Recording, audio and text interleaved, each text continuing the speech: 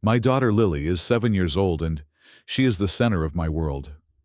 When her mother Amanda and I divorced 3 years ago, things were civil. We agreed on joint custody, and I paid child support every single month without fail. I thought we had figured it out. Then, one evening, Amanda called me with a demand that made my stomach drop. She wanted me to triple the child support. Her exact words were, "So we never have to worry about money again." Something felt wrong, but I could not explain what. Before I get into what happened next, let me know in the comments where you are watching from today. If this story resonates with you, hit that like button and subscribe to the channel.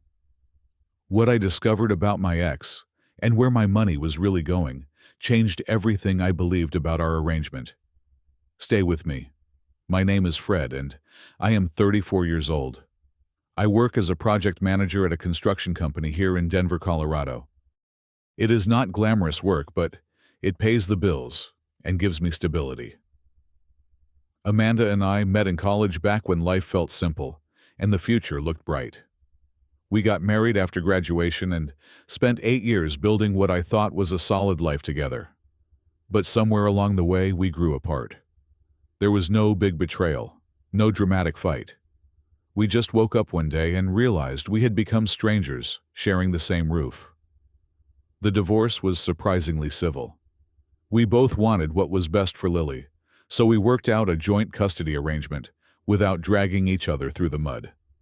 I got Lily every other weekend and every Wednesday evening. Amanda got the rest. We agreed on $1,200 a month in child support, which felt fair given our incomes and Lily's needs. I signed the papers, moved into a modest one-bedroom apartment across town, and started rebuilding my life. For 3 years, I made every single payment on time. I never complained, never asked for a reduction, never tried to wiggle out of my responsibilities. I drove a truck that was 10 years old because I did not want to waste money on a new car. I skipped vacations, ate cheap meals, and put every extra dollar into a savings account for Lily's college fund. My apartment was small, but I made it work. Lily had a corner with her toys and books, and that was enough. Being her father mattered more than my own comfort. That Thursday evening started like any other. I had just finished a simple dinner of pasta and canned sauce when my phone rang. Amanda's name lit up the screen. We did not talk often outside of logistics about Lily, so I figured she was calling about a schedule change. I answered casually, expecting a quick conversation. But her voice was different, cold, rehearsed, like she had practiced what she was about to say. She told me she had been thinking about our arrangement. She said the cost of living had gone up significantly. Lily had new needs now: extracurricular activities, better clothes, a private tutor to help with her reading. Amanda said our daughter deserved the best, and the current support was not cutting it anymore. Then she dropped the number. She wanted to increase the child support from $1,200 to $3,600 a month. I nearly dropped the phone. I asked her to repeat herself, thinking I must have misheard. But she said it again, slower this time, like I was a child who could not understand basic math. $3,600. Every single month. I tried to stay calm. I asked her to explain the breakdown. What tutoring service? What extracurriculars? Lily had mentioned quitting soccer a few months back. So what was this about expensive activities? Amanda's tone shifted. She got defensive, accused me of being difficult. She said I did not trust her, that I was questioning her ability to raise our daughter. Then she played the guilt card that every divorced parent dreads. Do you not want the best for your daughter, Fred? Those words hit me right in the chest. Of course I wanted the best for Lily. She was everything to me. But something about this conversation felt manipulative, calculated. Before I could respond, Amanda gave me an ultimatum. I had 1 week to agree to the increase, or she would take me to court. Then she hung up. I sat in my kitchen for a long time after that call. The numbers kept running through my head. $3,600 was nearly 60% of my take-home pay. If I agreed to this, I would have to give up my apartment. I might have to move into a shared housing situation with roommates. There would be nothing left for Lily's college fund, nothing left for emergencies, nothing left for me. But the guilt gnawed at me. What if Lily really did need these things? What if I was being selfish by hesitating? Then I remembered something Amanda said. She did not say, "So Lily never has to worry about money." She said, "So we never have to worry about money." We. That word stuck in my brain like a splinter. Who was we, Amanda and Lily? Or Amanda and someone else? I did not sleep that night. I stared at the ceiling, replaying the conversation over and over.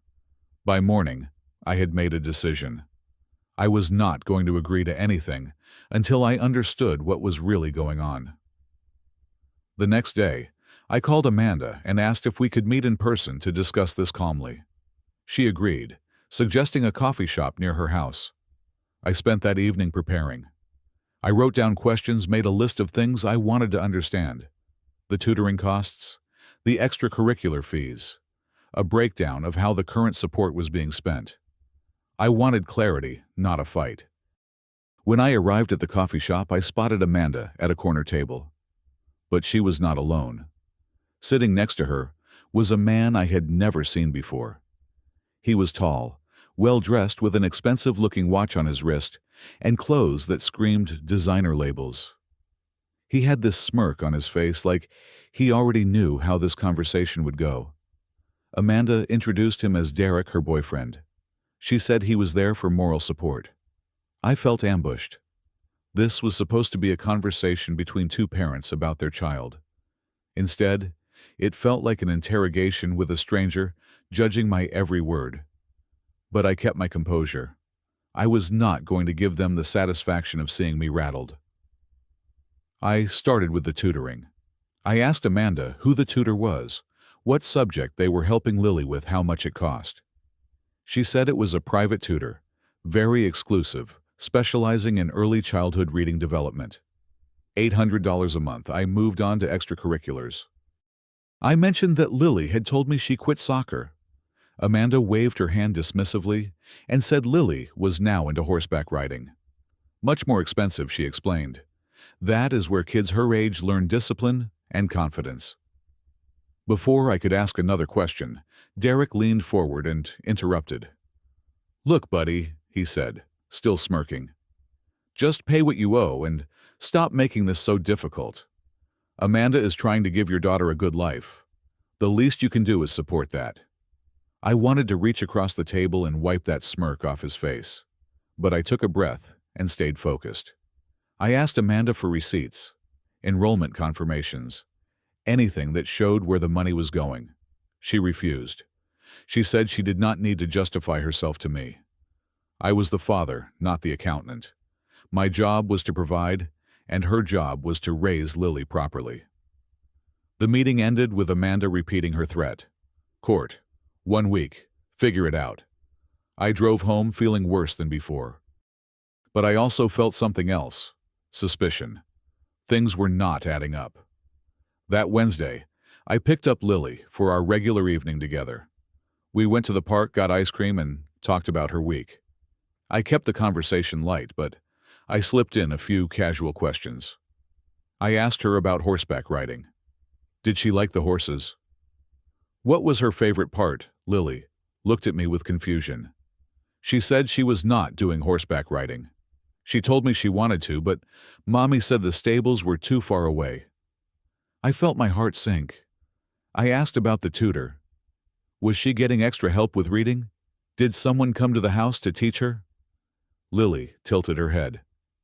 What tutor, Daddy? I did not push further. I did not want to put her in the middle of whatever was happening between her mother and me. But I knew now that Amanda had lied to my face. There was no tutor. There was no horseback riding. So where was the money going? The following Saturday, I drove to Amanda's house to drop off a backpack Lily had forgotten at my place. As I pulled onto her street, I noticed something new in the driveway.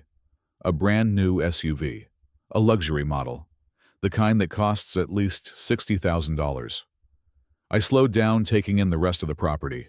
New landscaping lined the front yard. Through the side gate, I could see a hot tub in the backyard that definitely was not there 6 months ago. This was the woman who claimed she could not afford Lily's basic needs. I started documenting everything. I took photos of the SUV, the landscaping, the hot tub. I noted the dates and times. When I got home, I called my neighbor Marcus, who works as a paralegal specializing in family law. I told him what was happening and asked for advice. Marcus was direct.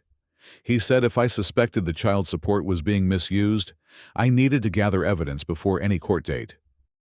He suggested I look into financial discrepancies and document anything that contradicted Amanda's claims. That night, I opened my laptop and searched for Derek on social media. Amanda's profiles were private, but Derek's was wide open. And what I found made my blood boil.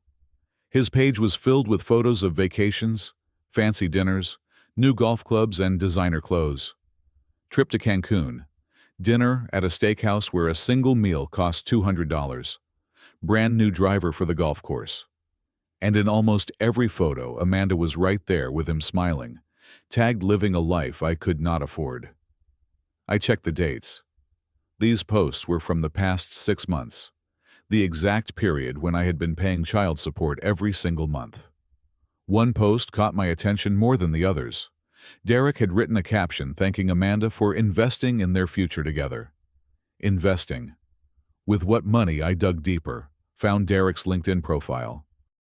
He listed himself as an entrepreneur, but there was no current company, no recent employment, nothing to suggest he had any income at all.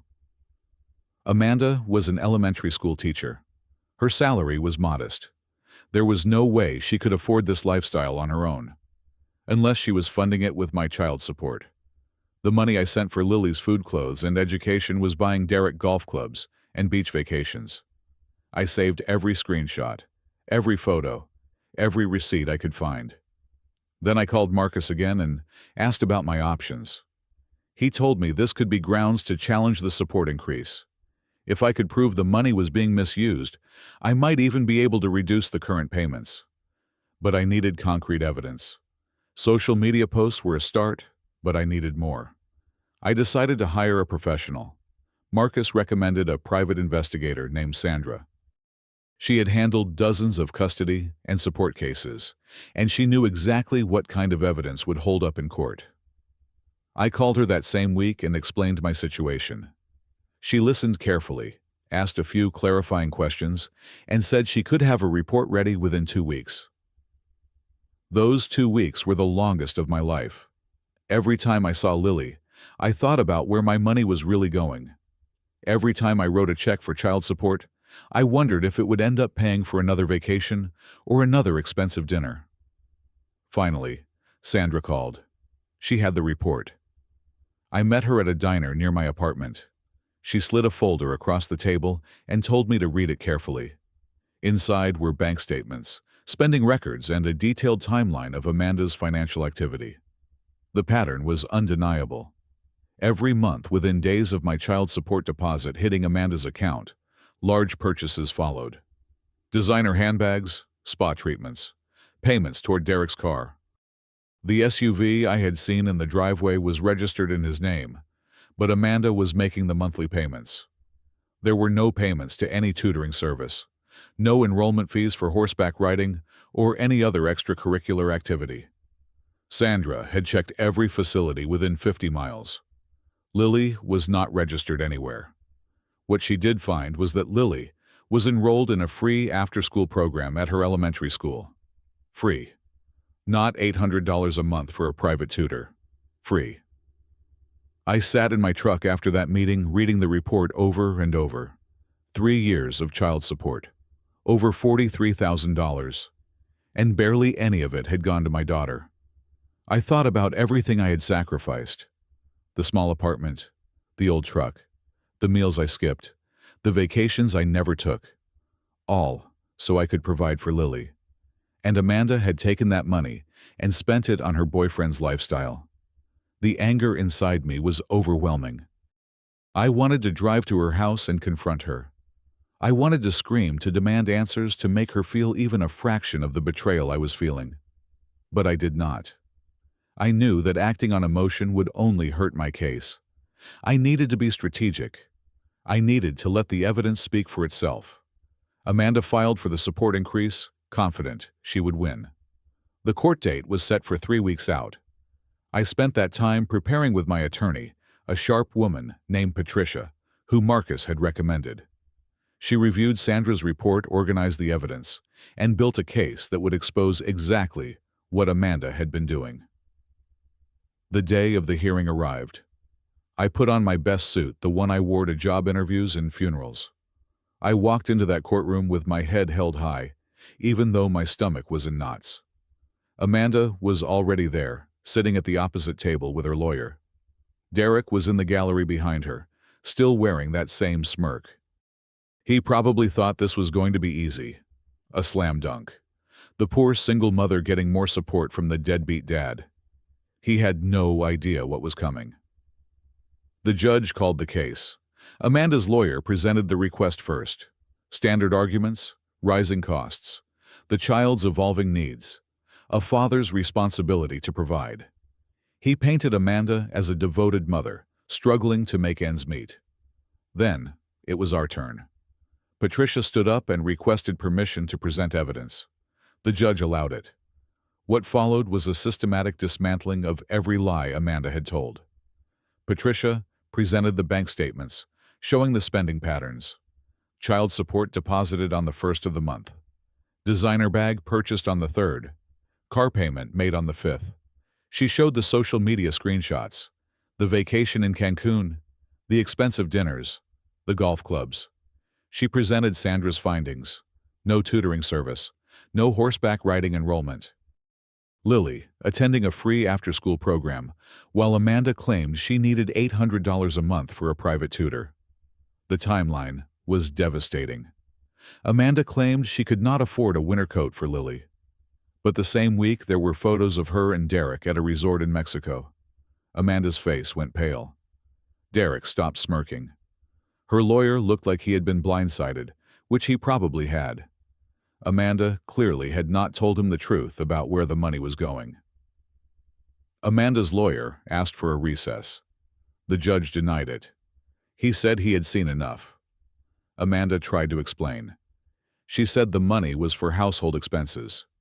She said she was just trying to provide stability. She tried to redirect the conversation back to Lily's needs. The judge cut her off. He said the evidence showed a clear pattern of misuse. Child support is meant for the child, not for vacations and luxury goods. Then he delivered his ruling. The request for increased support was denied. Furthermore, the judge ordered a full financial review of the current arrangement. Amanda was required to provide a complete accounting of how child support had been spent over the past 3 years. If the review confirmed the pattern of misuse, the support amount would be modified in my favor. Amanda burst into tears. She said it was not fair. She said she was the mother, she knew what was best for Lily. The judge responded firmly.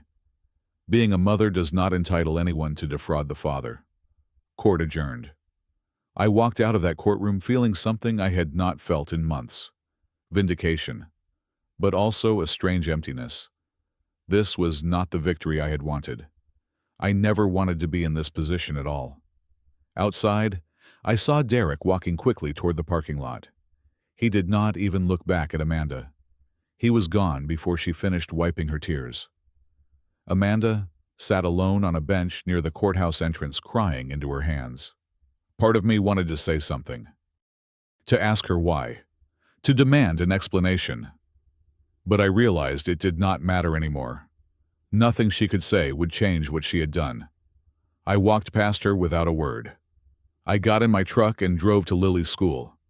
When I picked her up, she ran to me with that smile that always makes everything better.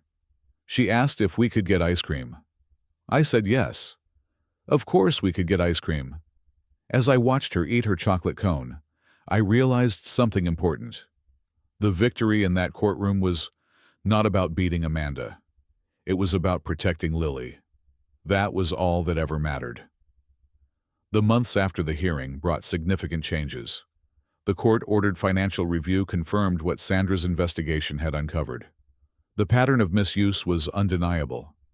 As a result, the judge modified the support arrangement.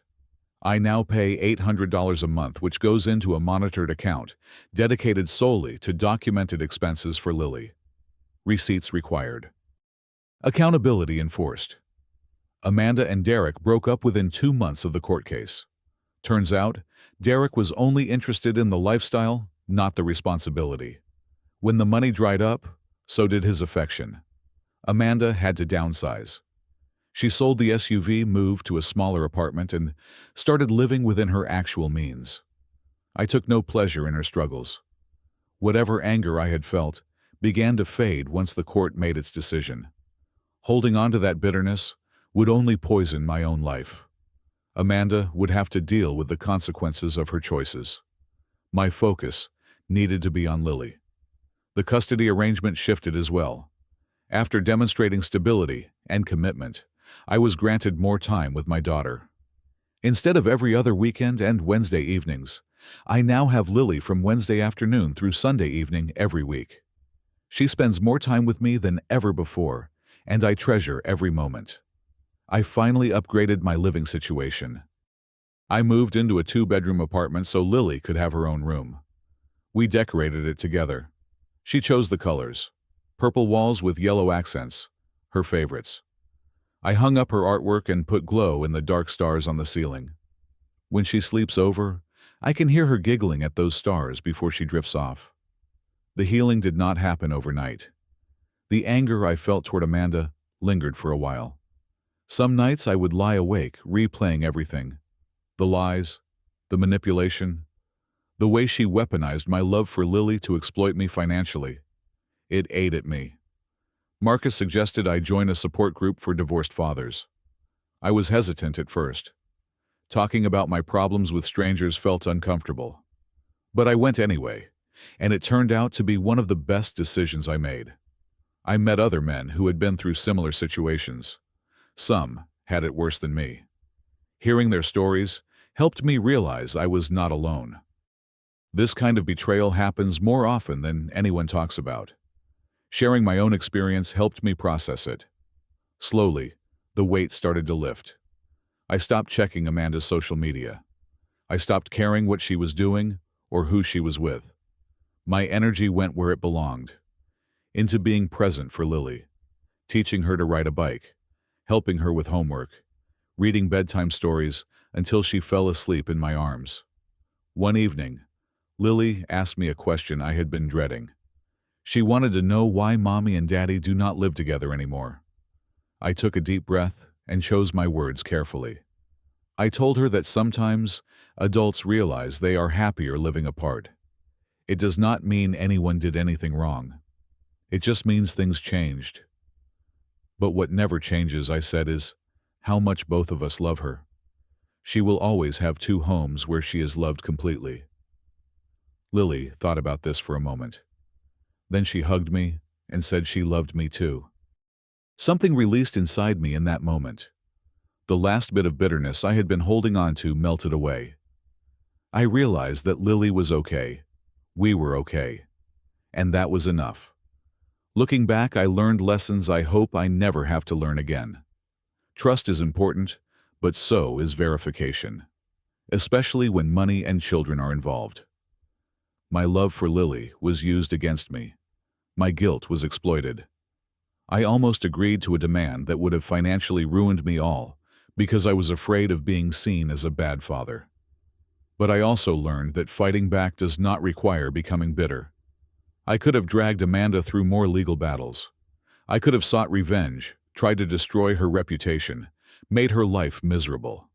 But what would that have accomplished? More conflict, more stress, more damage to Lily caught in the middle of 2 parents at war. Instead, I chose to protect my daughter and move forward. The greatest victory was not the ruling in that courtroom.